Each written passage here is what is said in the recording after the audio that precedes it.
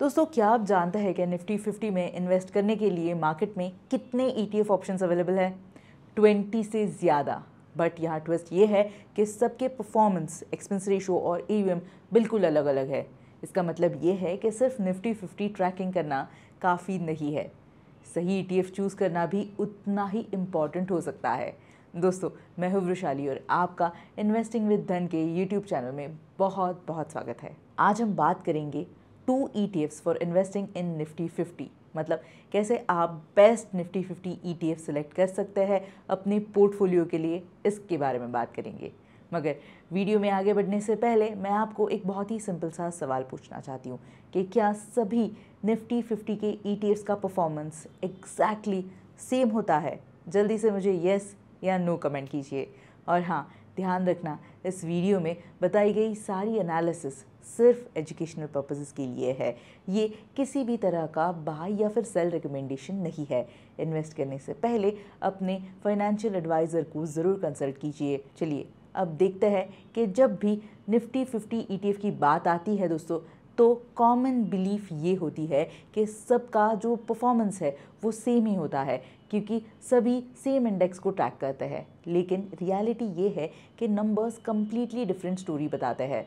जब मैंने 20 Nifty 50 ETFs का डेटा एनालाइज किया तो पता चला कि एक ईयर के रिटर्न्स में 0.87% से 0.96% तक ये रिटर्न्स वेरी करते हैं। ये स्मॉल डिफरेंस लॉन्ग टर्म में बहुत ही ज़्यादा बड़ा इम्पैक्ट क्रिएट कर सकता है। पहले मैं आपको समझाती हूँ कि निफ्टी 50 ETF सिलेक्शन में कौन से फैक्टर्स मैटर करते हैं। नंबर 1 है एक्सपेंस रेशो। ये वो एनुअल फ़ी है जो आप फंड हाउस को पे करते हैं। मार्केट में इस समय सबसे लोवेस्ट एक्सपेंस रेशो है 0.02% ICICI प्रू निफ्टी 50 ETF का, जबकि हाईएस्ट 0.16% है ग्रो निफ्टी 50 ETF का। एवरेज एक्सपेंस रेशो अराउंड 0.06% है। अब सोचिए, अगर आप 1 लाख रुपए इन्वेस्ट करते हैं तो 0.02 एक्सपेंस रेशो मतलब सिर्फ 20 रुपीज़ आप एनुअल फ़ी के तौर पर पे करेंगे, लेकिन 0.16% मतलब 160 रुपीज़ आप पे करेंगे। लॉन्ग टर्म में ये डिफरेंस कंपाउंड हो सकता है, इस बात को ज़रूर ध्यान में रखना आप। दूसरा मेजर फैक्टर है एसेट अंडर मैनेजमेंट या फिर AUM। ये आपको बताता है कि कितना पैसा फंड में इन्वेस्टेड है। SBI निफ्टी 50 ETF के पास हाईएस्ट AUM है ऑलमोस्ट 2 लाख करोड़ रुपीज़, और UTI Nifty 50 ETF with 62,669 crore. High AUM क्यों इम्पॉर्टेंट है? क्योंकि इससे लिक्विडिटी बेटर होती है, मतलब आप इजीली बाय या सेल कर सकते हो बिना प्राइस इम्पैक्ट के। Plus large funds generally more stable भी होते हैं और इनका जो ट्रैकिंग एरर होता है वो कम भी हो सकता है इनके लार्ज AUM की वजह से। लेकिन AUM के साथ साथ परफॉर्मेंस नंबर्स भी देखने पड़ेंगे आपको। एक साल के रिटर्न्स की बात करेंगे दोस्तों, तो ICICI प्रू निफ्टी 50 ETF ने हाईएस्ट 0.96% के रिटर्न्स दिए हैं, जबकि इन्वेस्को और क्वांटम ने लोएस्ट 0.87% दिए हैं।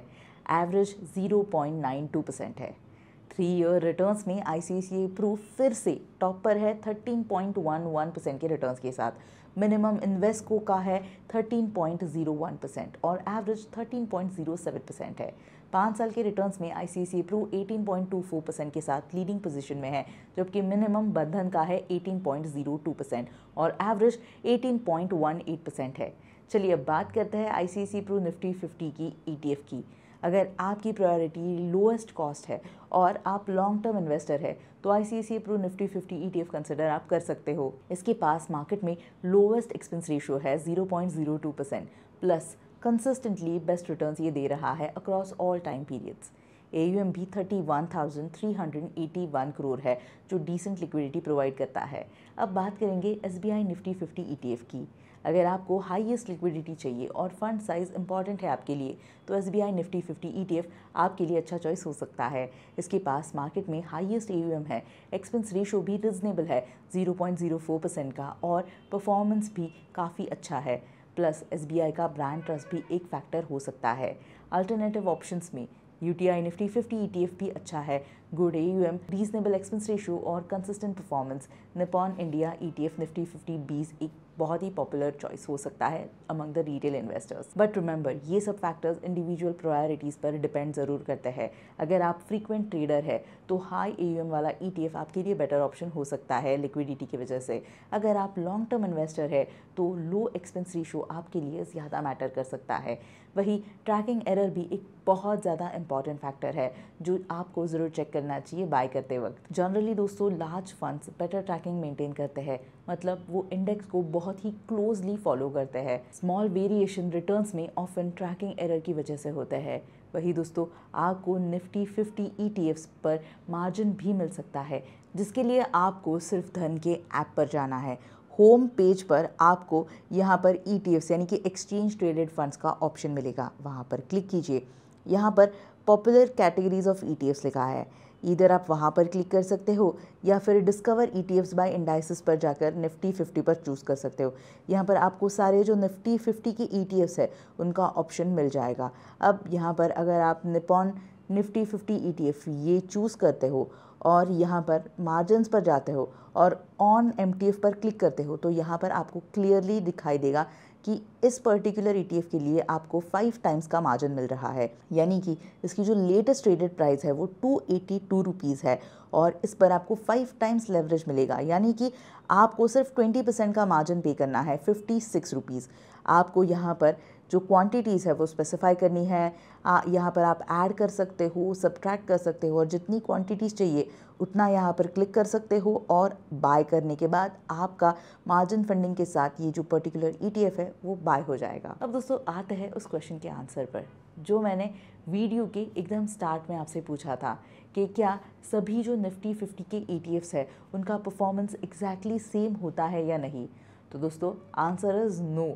जैसा मैंने डेटा से दिखाया आपको कि सेम इंडेक्स को ट्रैक करने के बाद भी रिटर्न्स, एक्सपेंस रेशियोज़, लिक्विडिटी में बहुत ज़्यादा डिफरेंसेस हो सकते हैं। इसीलिए प्रॉपर रिसर्च करके आपको ETF सेलेक्ट करना बहुत ज़्यादा इम्पॉर्टेंट है। और दोस्तों कंक्लूजन ये है कि परफेक्ट ETF कोई नहीं है, it depends on your priorities. अगर लोवेस्ट कॉस्ट इंपॉर्टेंट है आपके लिए तो ICICI Pru आप कंसिडर कर सकते हो। अगर हाईएस्ट लिक्विडिटी चाहिए तो SBI ETF आप देख सकते हो। अगर ब्रांड ट्रस्ट आपको मैटर करता है तो UTI या निपॉन ऑप्शंस भी ज़रूर है। मेन फैक्टर्स जो ध्यान में आपको रखने चाहिए वो है expense ratio, AUM, historical performance, liquidity और फंड हाउस रेपुटेशन। सबको बैलेंस करके डिसीजन आपको लेना पड़ेगा। एक बार फिर रिमाइंड कर देती हूँ दोस्तों कि ये जो एनालिसिस है वो सिर्फ एजुकेशनल पर्पसेस के लिए है, फाइनेंशियल रिकमेंडेशन नहीं है। अपने रिस्क प्रोफाइल और इन्वेस्टमेंट गोल्स के अकॉर्डिंग ही डिसीजंस लीजिए और अगर ज़रूरत हो तो क्वालिफाइड फाइनेंशियल एडवाइज़र से ज़रूर बात कीजिए। और दोस्तों अगर ये वीडियो आपके लिए हेल्पफुल लगा है तो इसे लाइक ज़रूर कीजिए और ऐसे ही इन्वेस्टिंग टॉपिक्स के लिए, रेगुलर अपडेट्स के लिए इन्वेस्टिंग विद धन के चैनल को सब्सक्राइब करना बिल्कुल भी ना भूलें। Investments in the securities market are subject to market risk. Read all the related documents carefully before investing.